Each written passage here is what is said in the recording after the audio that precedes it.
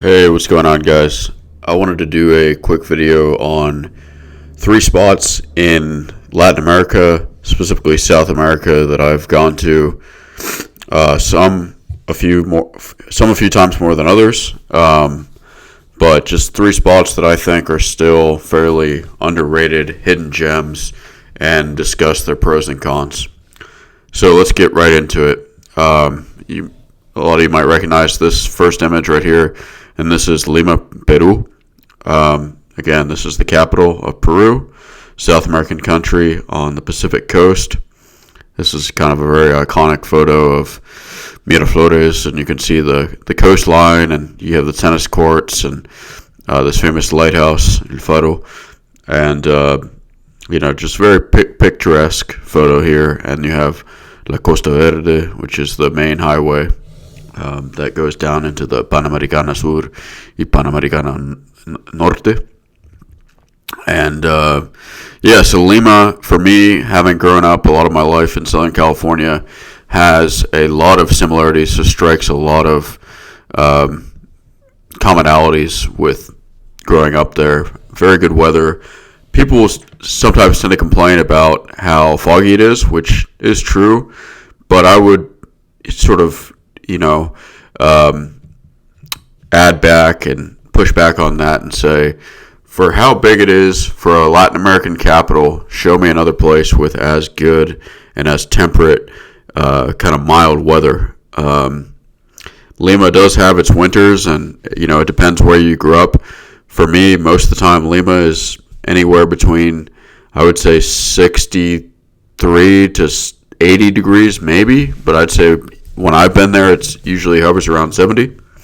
And again, some of the pros, a lot of people know this, but world-class food, really good variety of food, just amazing restaurants based on, if you like more holes in the wall, or if you like a lot of fine dining.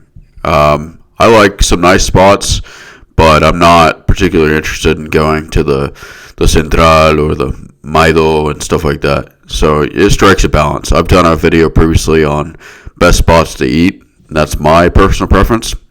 Other than that, good weather. Lima, the Jorge Chavez Airport is really good when you're coming from the West Coast or even the East Coast. A lot of ways to get nonstop to Lima. I would say Lima in Latin America, maybe outside of Buenos Aires or Santiago or potentially Sao Paulo, is probably the best airport, and it's going to have the most volume in terms of flights and variety. So you have the breadth there of flight variety and flight frequency. And on top of that, it is just a good hub overall. I would say it's fairly low cost of living if you're coming from the dollar. As of the making of this video, last time I checked, $1 is about 3.26 or maybe 3.28 Peruvian soles. So, that goes pretty far. Cons of Lima, I would just say it's really big. The traffic can be kind of a real pain depending on what district you're going to stay in. Most foreigners, tourists, expats, however you want to call them, generally going to stay in Miraflores, Barranco, San Isidro, and then probably to a lesser extent some in Surco, some in La Molina, and so it can be a con, right? If you want to go do some of the more touristy stuff in the center, it can take a while. Or say you want to go to La Punta, right there in Callao, stuff like that. But generally, if you're on this Costa Verde right here, it's not that bad. So that's the main con. And the other con is just it's a really big city, so it's hard to get really into a spot that's quiet. But I would say personally, I know Peru is very touristy. Lima, I've spent quite a bit of time there. I'd say over the years I spent, I don't know, maybe 6 months now there, potentially 4 to 6 months. And even in a place like Miraflores, you'll have a pretty hard time running into tourists that are there for more than a few days. So it is kind of impressive how how few tourists there are for how big of a city it is. I think Greater Lima area included is like 12 or 13 million people. So I would say that I'm pretty biased on Lima, how much I like it. But yeah, just still pretty underrated. And I can go more into depth on this, just overall Lima in general, if there's interest in this video. So yeah, next spot. This is Asuncion, Paraguay. I first went here back in September of 2024. I've since been back one time, and I've spent, I think, a total of maybe 3 or 4 weeks now there. This is the Palacio Lopez, really beautiful building, architecture, the salmon color, and this is in the kind of historic center of Asuncion, near the Costanera. Paraguay is a pretty interesting country for a lot of reasons, whether it's for investment, history, culture, everything.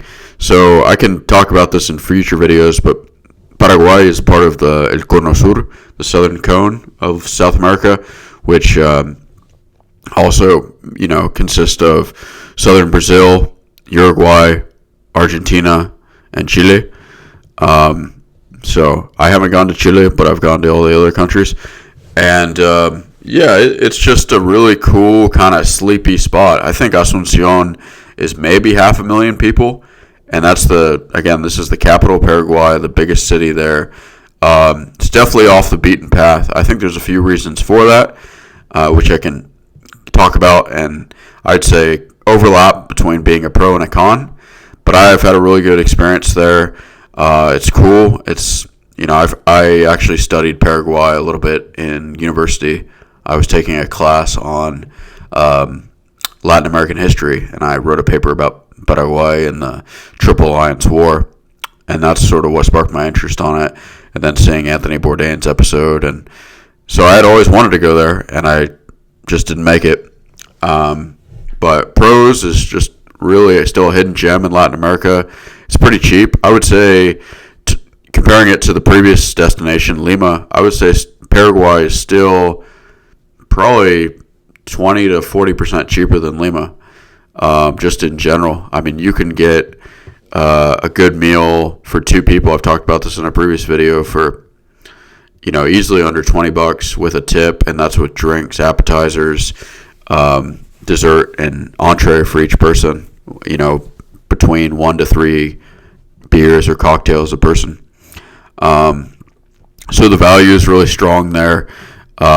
It's a conservative Catholic country, probably the most conservative in Latin America. So it's got that. It's pretty interesting as a whole, and it has a very different culture than what most people probably think of as Latin America in terms of, Colombia or Peru or Ecuador or, Dominican Republic. So it's got that. I like the food. It's got a lot of like German influence to it, and it's definitely very different than Peruvian food or Mexican food. I would say it's not. It's somewhat bland, but again, overall, really cheap country. Give an example. They have a spirit there called the caña, the caña paraguaya, and it's like a sugarcane distilled liquor.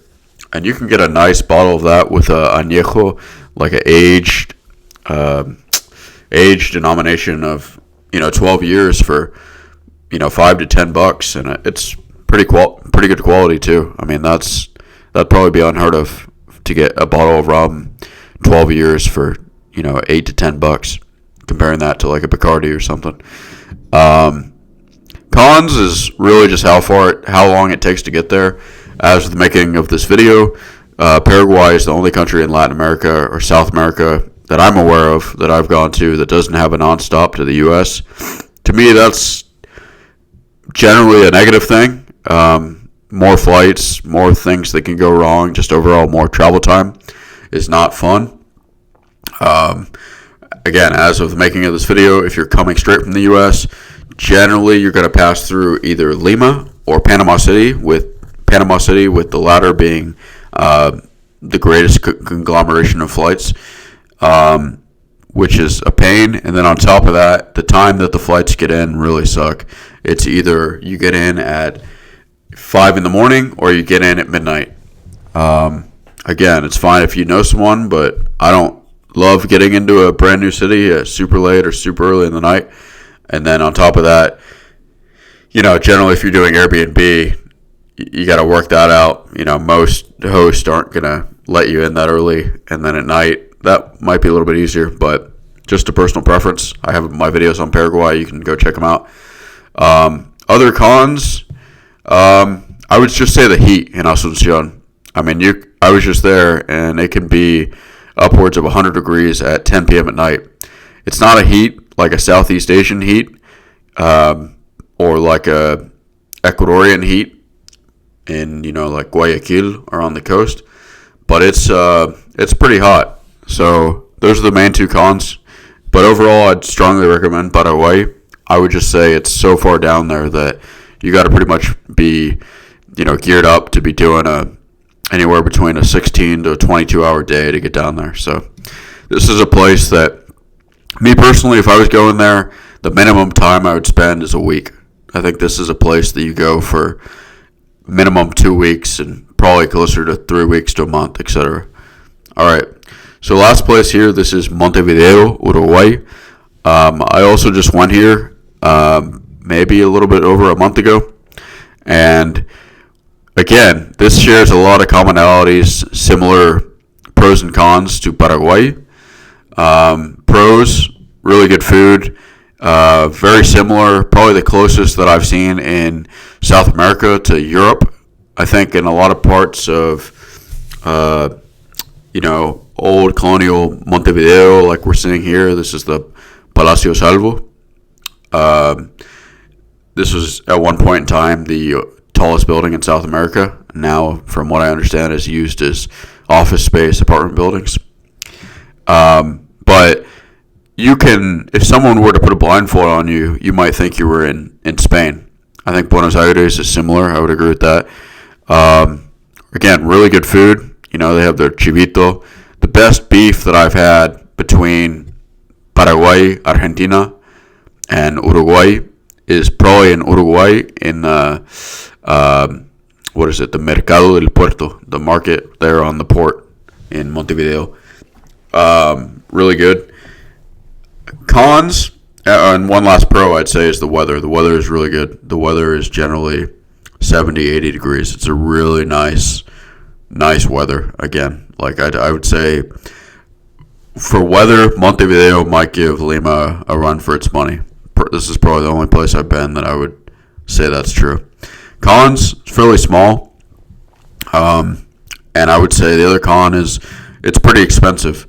Looking at a metric like Airbnb, generally if you want to stay in Montevideo in a nice part of the city and you want kind of all the amenities, nice apartment, centric location, you're going to pay at least $2,000 a month, probably closer to $2,500. So it's definitely not for the budget traveler. It's not a Paraguay.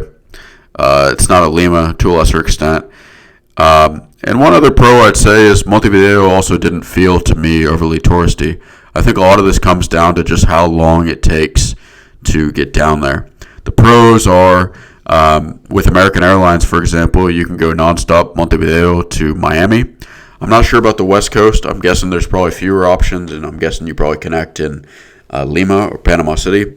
Again, it's a haul. I think from Montevideo to Miami, you're looking at, I want to say 9 or 10 hours. So, but again, it's a cool place. Definitely comparing it to Buenos Aires feels way less touristy. I would agree. You're not going to get your money. The dollar, for example, isn't going to go as far in Uruguay. And I think there's a lot of reasons for that. I think Uruguay, just overall, they call it the, little Switzerland of South America. And I think some of this is true. I think there's one of the largest middle classes in Chile. Largest middle classes outside of maybe Chile in South America. And definitely kind of shows very European feeling. So I haven't gone to Chile, but from everything I've heard and seen, I think Uruguay probably takes position number 1 for this. So yeah, guys, just wanted to make a quick video. These are 3 spots that I feel are generally underrated still. I didn't do this in a particular order. If I had to pick one that I think is the most underrated, I would say probably Asuncion. But I would say, from what I've seen on YouTube and people talking about it in general, I would say that might even flip to Uruguay, just because I don't think it has that same reputation of people going down there and getting a quick, easy residency, and it's not cheap, so it's going to attract a different kind of investor or different kind of expatriate. So, anyways, guys, hope you guys enjoyed the video, and I'll catch you in the next one.